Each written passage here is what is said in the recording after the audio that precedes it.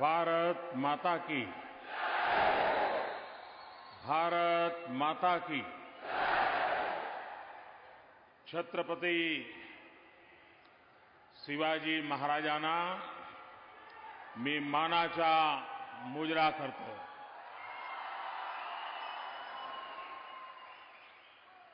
मंचावर बसलेले राज्यपाल श्रीमान विद्यासागर राव, श्रीमान देवेंद्र फडणवीस, श्रीमान उद्धव ठाकरे जी, श्री वेंकैया नायडू जी, नितिन गडकरी जी, सुरेश प्रभु जी, पीयूष गोयल जी, सांसद छत्रपति संभाजी राजे जी, सांसद छत्रपति उदयन राजे जी, श्रीमान रामदास आठवले जी, श्री सुभाष भामरे जी, चंद्रकांत पाटिल जी, सुभाष देसाई जी, विनोद तावड़े जी, एकनाथ शिंदे जी, प्रकाश मेहता जी, श्रीमान प्रवीण पोटे पाटिल जी, श्रीमान मदन येरावर जी, डॉक्टर रंजीत पाटिल जी, श्रीमान विनायक मेटे जी, भारतीय जनता पार्टी अध्यक्ष श्रीमान राव साहब दानवे जी, श्रीमती स्नेहल अंबेकर जी, संजय मोरे जी, श्रीमान ए.के. मित्तल जी, मंच पर विराजमान सभी वरिष्ठ महानुभाव और विशाल संख्या में पधारे हुए मेरे प्यारे भाइयों और बहनों,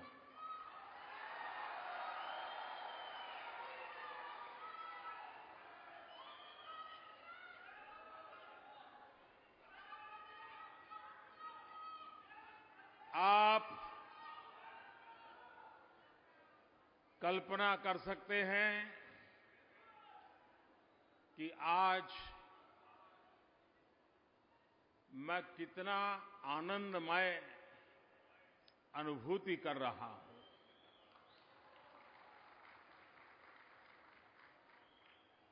जब भारतीय जनता पार्टी ने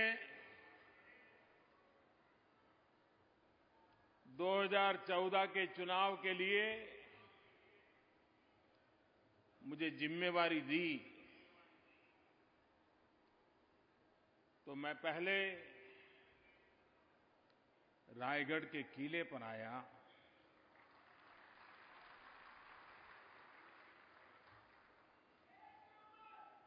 छत्रपति जी की समाधि, उसके सामने बैठ करके ये वीर पराक्रमी महापुरुष, जिन्होंने सुशासन और प्रशासन हिंदुस्तान के इतिहास में एक नवीन अध्याय लिखा था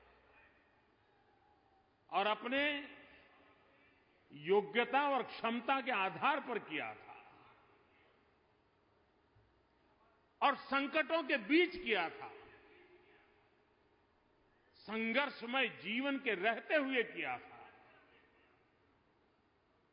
शायद इतिहास में, विश्व के इतिहास में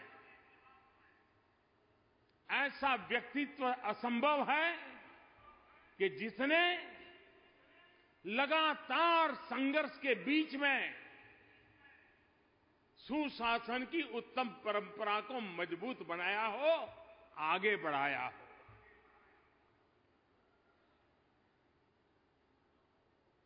इतिहासकारों की नजरों से, रंगकर्मियों की नजरों से जब भी हम छत्रपति शिवाजी महाराज को देखते हैं तो घोड़ा हो, घोड़े पर शिवाजी महाराज हो, हाथ में तलवार हो, और उसके कारण हमारे मन में भी एक ही छवि बनी हुई है। छत्रपति शिवाजी महाराज का व्यक्तित्व बहुआयामी था। अगर हम भगवान रामचंद्र जी का मूल्यांकन सिर्फ रावण वध से करें, अगर हम श्री कृष्ण का मूल्यांकन सिर्फ कंस को पराजित किया उस प्रकार से करें,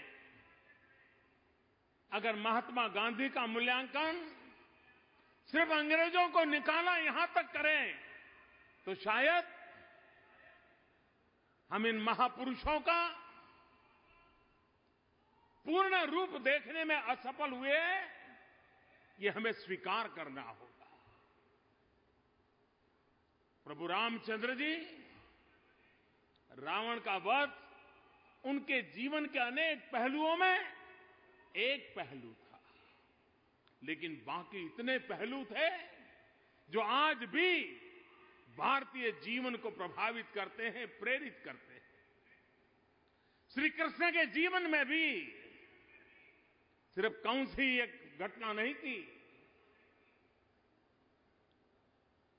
युद्ध के मैदान में गीता का संदेश, कोई कल्पना कर सकता है कि यह देश कैसी मिट्टी है कि जिस मिट्टी में ऐसे लोग जन्म लेते हैं कि जो युद्ध के मैदान में भी हजारों साल प्रेरणा देने वाले चिंतन की धारा को गीता के रूप में प्रस्तुत करते हैं।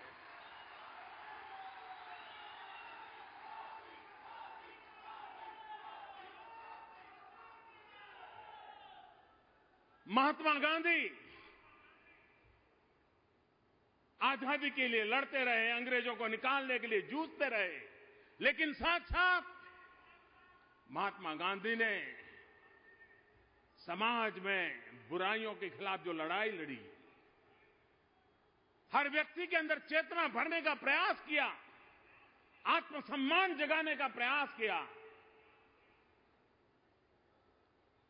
हम उसे कभी भी कम नहीं आंक सकते। उसी प्रकार से छत्रपति शिवाजी महाराज यानी घोड़ा तलवार युद्ध लड़ाई विजय यहां तक सीमित नहीं है। वे पराक्रमी थे, वीर थे, पुरुषार्थी थे, हम सबकी प्रेरणा है। लेकिन साथ साथ आप कल्पना तो कीजिए, जैसे राम जी ने छोटे छोटे लोगों की सेना बनाई, वानर सेना बनाई और बड़ा ही लड़ाई जीत ली। कितना बड़ा संगठन का कौशल्य था। छत्रपति शिवाजी महाराज ने भी छोटे छोटे किसान, मावड़े, उनको साथ लिया, उनको प्रशिक्षित किया और युद्ध के लिए तैयार किया। कितने बड़े संगठन शास्त्र का कौशल्य छत्रपति शिवाजी महाराज ने प्रस्तुत किया। आज भी हिंदुस्तान के इंजीनियरिंग के स्टूडेंट के लिए अगर वाटर मैनेजमेंट क्या होती है, वाटर के लिए इंफ्रास्ट्रक्चर क्या होता है, पानी के बिना तरसते हुए इलाकों को पानी कैसे पहुंचाया जा सकता है, अगर उसका उत्तम से उत्तम ज्ञान प्राप्त करना है, जो छत्रपति शिवाजी महाराज ने पानी के लिए जो पूरी व्यवस्थाएं खड़ी की थी, वो आज भी किसी को भी प्रेरणा दे सकती है। मुद्रा नीति, छत्रपति शिवाजी महाराज के सामने प्रस्ताव था कि मुद्रा का निर्माण, सिक्के बनाने का काम विदेशी लोग करने को तैयार थे। छत्रपति शिवाजी महाराज की दीर्घ दृष्टि थी। उन्होंने कहा अगर मुद्रा पर किसी का अधिकार हो गया तो उस शासन को पराजित होने में देर नहीं लगती है। और उन्होंने खुद ने सिक्के बनाने के लिए व्यवस्था खड़ी की, लेकिन कभी विदेशियों की व्यवस्था को स्वीकार नहीं किया। आज पूरे विश्व में सामुद्रिक सुरक्षा एक बहुत बड़ा विषय बना हुआ है। सारी दुनिया सामुद्रिक सुरक्षा को लेकर के सजग हो गई है। हर किसी को अपने अधिकारों की रक्षा और अपने व्यापारिक संबंधों को विश्व भर में सुरक्षा मिले, उसकी चिंता रहती है। लेकिन इतने सालों पहले इसी धरती में एक वीर पुरुष पैदा हुए थे जिन्होंने नेवी की स्थापना की थी और सामुद्रिक सामर्थ्य को जिन्होंने पहचाना था, और हम सिंधु दुर्ग समेत जितने भी किले देखते हैं उसमें उस नेवी के लिए आवश्यकताओं को बल दिया गया है। ये बात सही है। दुनिया में जहां पर पुरातन जीवन व्यवस्थाएं हैं, उन देशों में टूरिज्म को आकर्षित करने के लिए आइकॉनिक चीजें एक बहुत बड़ा आकर्षण का कारण बनती है। आज भी दुनिया, हिंदुस्तान में टूरिज्म की चर्चा आती है तो ताजमहल का नाम सुनते ही उसको लगता है कि मुझे जाना चाहिए। हर युग में इस प्रकार के आइकॉनिक, सिंबॉलिक चीजों का जो निर्माण हुआ है, सदियों तक उस देश की वो पहचान बना हुआ है। दुनिया के कई देश हैं जहां सिर्फ फॉर टूरिज्म, किलों का प्रवासन, इसके लिए अलग से व्यवस्थाएं हैं। भारत के पास भी हमारे राजा महाराजाओं के जमाने में ऐसे पूरे देश के हर कोने में अनेक किले बने हुए हैं। इसकी अपनी एक रचना है, सुरक्षा का विज्ञान है, आर्किटेक्चर है। उस समय किस प्रकार के संसाधनों का उपयोग होता था, उसकी भली भांति विशेषताएं हैं। लेकिन दुर्भाग्य से हम ताजमहल के बाहर निकल ही नहीं पाए। इस देश के हर कोने में विश्व को आकर्षित करने के लिए अनेक प्रवासन धाम है। अगर भारत का सही रूप में विश्व के सामने प्रस्तुतिकरण हो तो विश्व को भारत में टूरिज्म के लिए आकर्षित करने की पूरी ताकत है। आज दुनिया में सबसे तेज गति से आगे बढ़ने वाला कोई क्षेत्र है तो टूरिज्म है। ट्रिलियंस ऑफ ट्रिलियन डॉलर का व्यापार टूरिज्म में है। भारत दुनिया की पुरातन परंपराओं से जीने वाला देश विश्व को आकर्षित कर सकता है। छत्रपति शिवाजी महाराज ने जो किले बनाए, अगर हम सही रखरखाव करें, विश्व के सामने उसकी पहचान कराएं, हिंदुस्तान की यूनिवर्सिटीज को भी कहें कि आइए, आपको एडवेंचर टूरिज्म करना है तो इन किलों की जरा चढ़ाई करके दिखाइए। घोड़े पर जाना है, किले पर जाइए, घोड़े पर हम लेने की व्यवस्था करते हैं।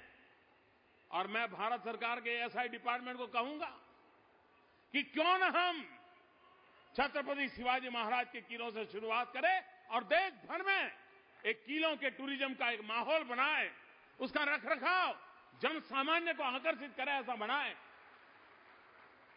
भाइयों बहनों, आज मेरे लिए अत्यंत आनंद का पल इसलिए है, और मैं महाराष्ट्र सरकार का, महाराष्ट्र की जनता का आभारी हूं कि मुझे आज जो शिव स्मारक बनने वाला है उसमें जल पूजन का, भूमि पूजन का सौभाग्य मिला है। ऐसा अवसर जीवन में धन्यता की अनुभूति कराता है।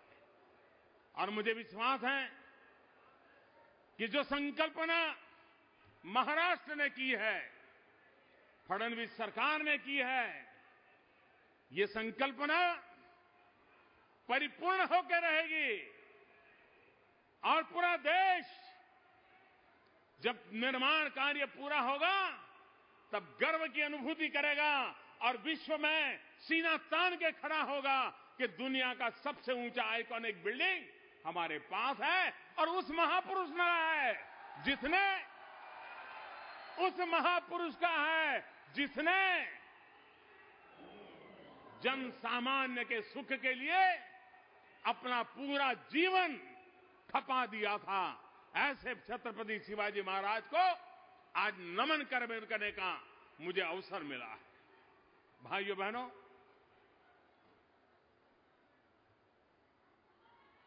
हमारे देश में भांति भांति की राजनीति हुई है। विविधताओं से भरे हुए अनेक प्रकार के रास्ते अपनाए गए हैं, लेकिन अब 70 साल के अनुभव के बाद हमें इस बात को स्वीकार करना होगा, अच्छा होता देश आजाद होने के बाद हमने एकमात्र विकास का मार्ग अपनाया होता, तो आज भारत में जो समस्याएं जड़ें जमा चुकी हैं, ऐसी समस्याएं कभी जड़ें जमा नहीं सकती थी।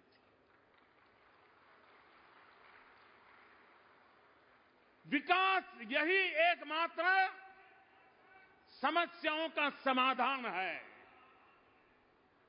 देश के नौजवानों को रोजगार देने की संभावना विकास में है। देश के गरीबों को हक दिलाने की ताकत विकास में है। मध्यम वर्गीय लोगों को अपने अरमान पूरे करने के लिए, ऊंची दौड़ के लिए आगे बढ़ना है, तो विकास ही उनको अवसर दे सकता है। सम्मान से जीने के लिए विकास ही एक मार्ग होता है। और इसलिए भाइयों बहनों, जब से आपने हमें दायित्व दिया है, हमने विकास को ही केंद्र बिंदु में रखा है। और जब हम विकास को केंद्र बिंदु में रखा है, तब हमारे मन में साफ है कि विकास वो हो जो सस्टेनेबल हो, विकास वो हो जो गरीबों को अपनी जिंदगी में बदलाव लाने का मौका देता हो, अपने आशा अरमान पूरा करने का बल देता हो, ताकत देता हो, एम्पावरमेंट देता हो। और इसलिए हमारी सारी योजनाओं के केंद्र बिंदु में गरीब का कल्याण है। जब हमारी सरकार बनी तो हमारे सामने एक रिपोर्ट आया। छोटे छोटे कारखानों में से जो लोग निवृत्त हुए थे, जो सरकारी कामों से जिनको पेंशन मिलता था, मैं हैरान हो गया। कुछ लोगों को 7 रुपया पेंशन मिलता था, कुछ लोगों को 51 रुपये पेंशन मिलता था, कुछ लोगों को 80 रुपया पेंशन मिलता था। 100-150 के आसपास से ऊपर कोई नहीं था। अब पेंशन लेने वाला भी 7 रुपया लेने के लिए ऑटो रिक्शा कर करके 80 साल का व्यक्ति पोस्ट ऑफिस क्यों जाएगा? हमने आते ही निर्णय किया कि जो निवृत्तमान लोग हैं, जिनको इतना कम पेंशन मिलता है, सरकारी खजाने पर बोझ तो लगेगा, लेकिन उनको कम से कम 1000 रुपया मिले, इसकी व्यवस्था होनी चाहिए। और भाइयों बहनों, 35 लाख से ज्यादा लोग, ये छोटा आंक नहीं है,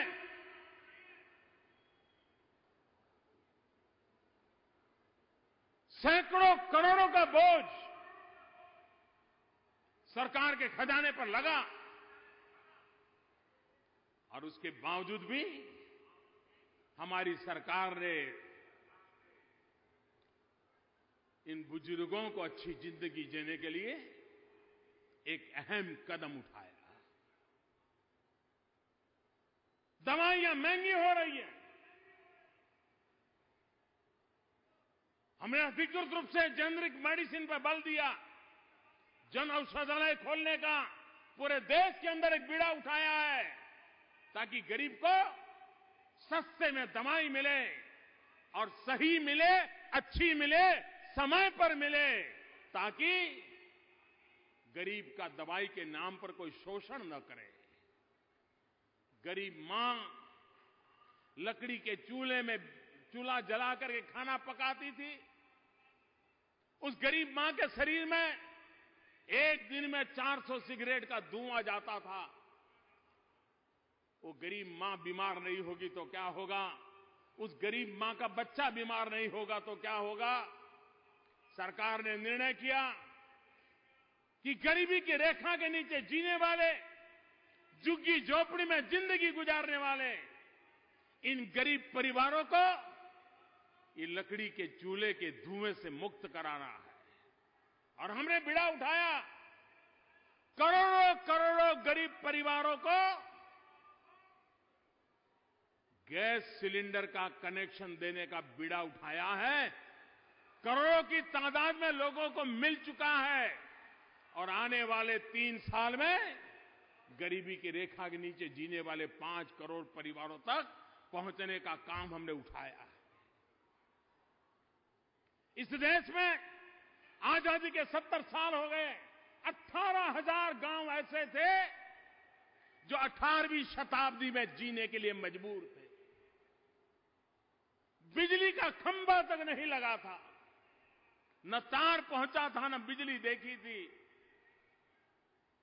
क्या इतिहास इन 70 साल जिन्होंने बर्बाद किए उनको माफ करेगा क्या? कि उन्होंने आजाद हिंदुस्तान में 70 साल तक इन गांव वालों को 18 शताब्दी में जीने के लिए मजबूर कर दिया था। उन्होंने उजाला नहीं देखा था, अंधेरी जिंदगी में गुजारा करते थे। हमने 1000 दिन में 18,000 गांवों में बिजली पहुंचाने का बीड़ा उठाया है। आधे से अधिक गांवों को पूरा कर दिया है और गांवों का काम तेजी से चल रहा है और 1000 दिन में इस काम को परिपूर्ण करके रहना है। भाइयों बहनों, कौन कहता है देश बदल नहीं सकता है? मैं विश्वास से कहता हूं, 125 करोड़ देशवासियों की ताकत के भरोसे कहता हूं, देश बदल सकता है। दोस्तों,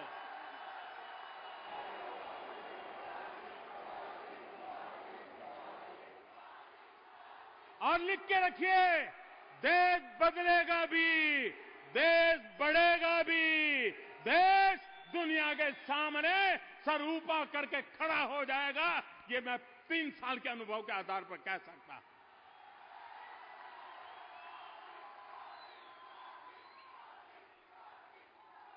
आप कल्पना कर सकते हैं, आज इसी मंच पर जिन प्रकल्पों को लेकर के शुभारंभ हुआ है, उन प्रकल्पों का अगर रुपये पैसों में जोड़े तो कितना बड़ा हो रहा है। इसी एक मंच पर से ये जितने जितने बटन मुझसे दबा रहे थे ना, 1,06,000 करोड़ रुपयों के प्रोजेक्ट हैं। 1,06,000 करोड़ अकेले मुंबई में एक ही कार्यक्रम में 1,06,000 करोड़ रुपयों से ज्यादा विकास के कामों का शुभारंभ होता हो। ये शायद मुंबई के इतिहास की बहुत बड़ी घटना होगी और ये हम करके दिखाते हैं।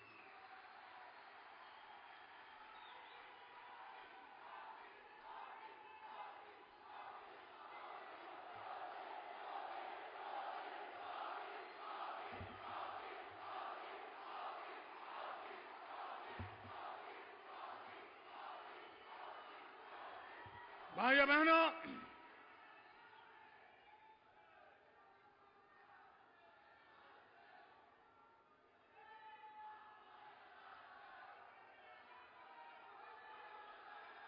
आप लोग, मैं जब आज मुंबई की धरती पर आया हूं तो मैं पूरे महाराष्ट्र की जनता का सर झुका करके अभिनंदन करना चाहता हूं, प्रणाम करना चाहता हूं।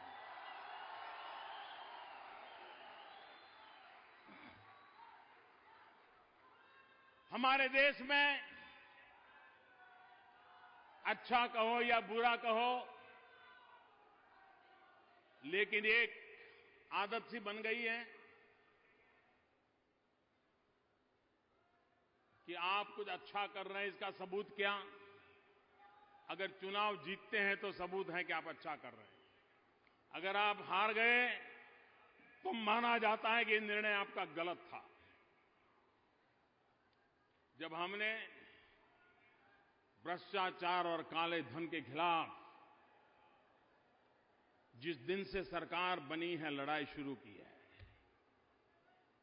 एक के बाद एक कदम उठाए, लेकिन 8 नवंबर को रात को 8 बजे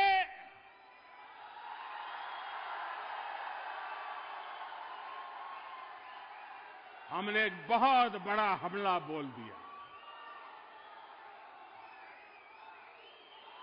जाली नोट, काला धन, भ्रष्टाचार,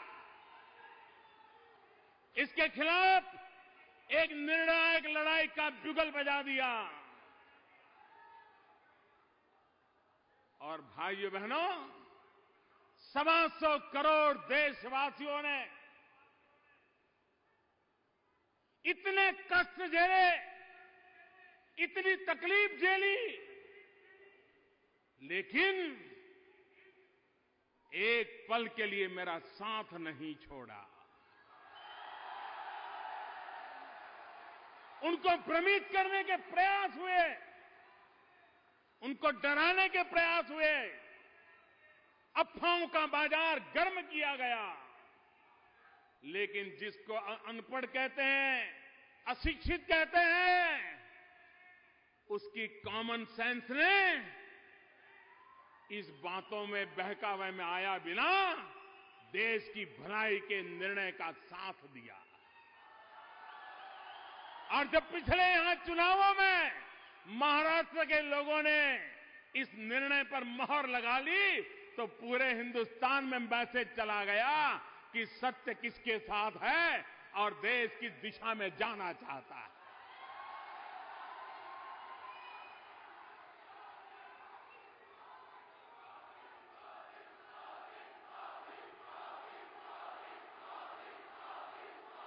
भाइयों बहनों, मैंने गोवा में कहा था, ये लड़ाई सामान्य नहीं है। 70 साल तक जिन्होंने मलाई खाई है, ऐसे तगड़े तगड़े लोग इसको सफल न हो इसके लिए सब कुछ करेंगे, हर तरकीब अपनाएंगे, पूरी ताकत लगा देंगे, और किसी ने भी ताकत लगाने में कसर नहीं छोड़ी है। जिससे जो हुआ वो सब करने की कोशिश की है, लेकिन 125 करोड़ देशवासियों के संकल्प के सामने ये 70 साल से मलाई खाने वाले लोग कभी टिक नहीं सकते, जीत नहीं सकते दोस्तों। और देश कभी हार नहीं सकता है दोस्तों। 125 करोड़ का देश कभी पराजित नहीं हो सकता है। ऐसे मुट्ठी भर लोगों से देश कभी झुक नहीं सकता है।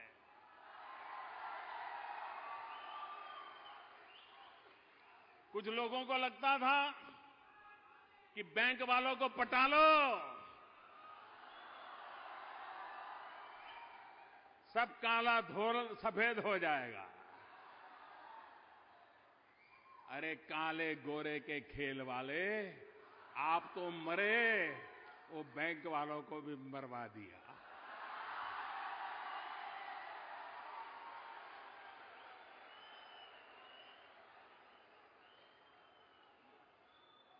कैसे कैसे लोग जाल में फंस रहे हैं। एक के बाद एक परत खुलती चली जा रही है। उनको लगता था बैंक में चले गए तो हो गया काम। अरे बैंक में आने के बाद ही तो काम शुरू हुआ है।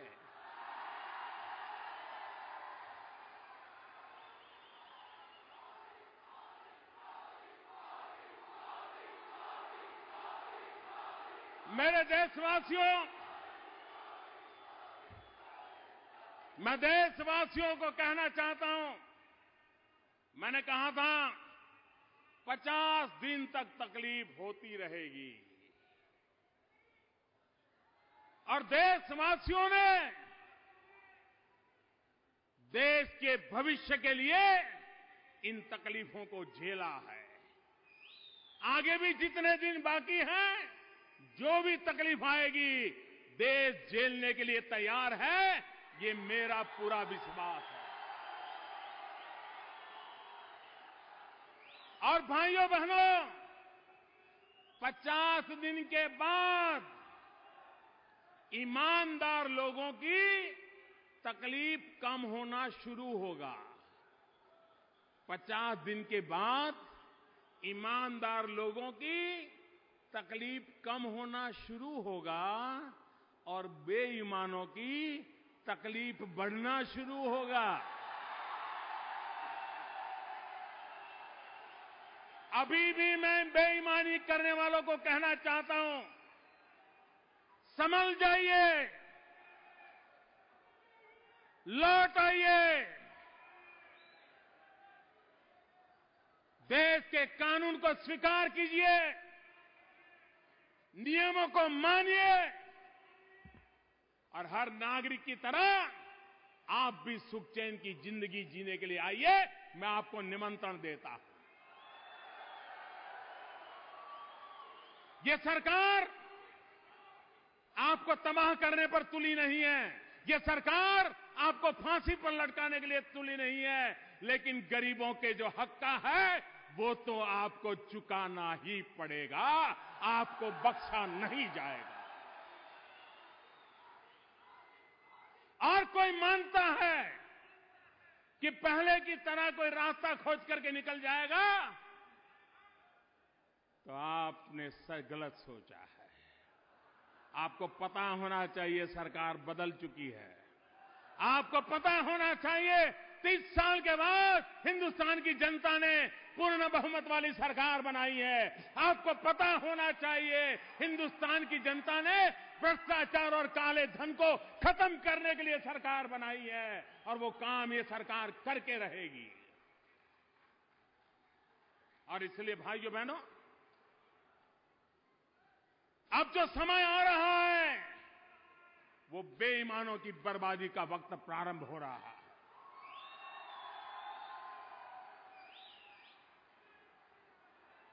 देश की भलाई के लिए ये स्वच्छता का अभियान है। देश की भलाई के लिए साफ सुथरा सार्वजनिक जीवन हो, साफ सुथरा प्रशासन हो, विश्वास का वातावरण हो, देश के हर निर्णय की नियमों की कीमत होनी चाहिए, उसका सम्मान होना चाहिए। भाइयों बहनों, इस प्रकार का पाप करने की आदत मुट्ठी भर लोगों को है, लेकिन उसके कारण देश के कोटि कोटि लोगों को सहन करना पड़ता है। भाइयों बहनों,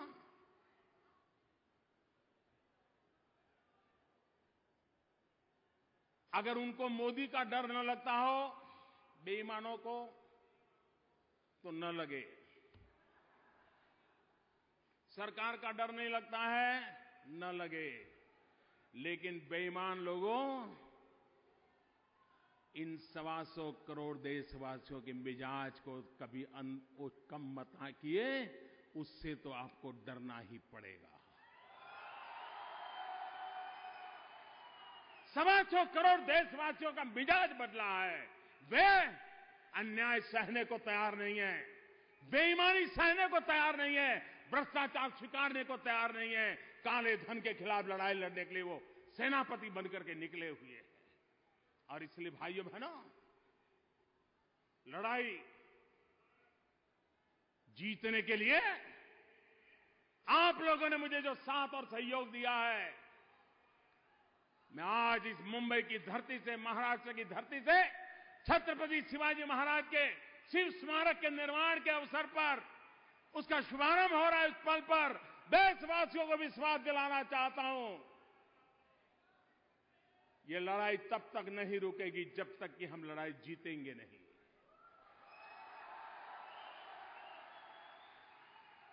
मैं फिर एक बार महाराष्ट्र सरकार का इस विकास के कामों में सहभागिता के लिए फडणवीस जी के नेतृत्व में एक दीर्घदर्शिता महाराष्ट्र को सरकार मिली है, विकास को समर्पित सरकार मिली है। चाहे किसानों के लिए पानी के प्रबंध की चर्चा हो, चाहे शहरों में इंफ्रास्ट्रक्चर की बात हो, चाहे नौजवानों के लिए स्किल डेवलपमेंट की बात हो, शिक्षा का क्षेत्र हो, हर प्रकार से महाराष्ट्र नई ऊंचाइयों को पार करने के लिए ताकत के साथ आगे बढ़ रहा है। मैं फडणवीस जी को, उनकी पूरी टीम को हृदय से बहुत बहुत अभिनंदन करता हूं। मेरे साथ बोलेंगे छत्रपति शिवाजी महाराज की, छत्रपति शिवाजी महाराज की, छत्रपति शिवाजी महाराज की। बहुत बहुत धन्यवाद।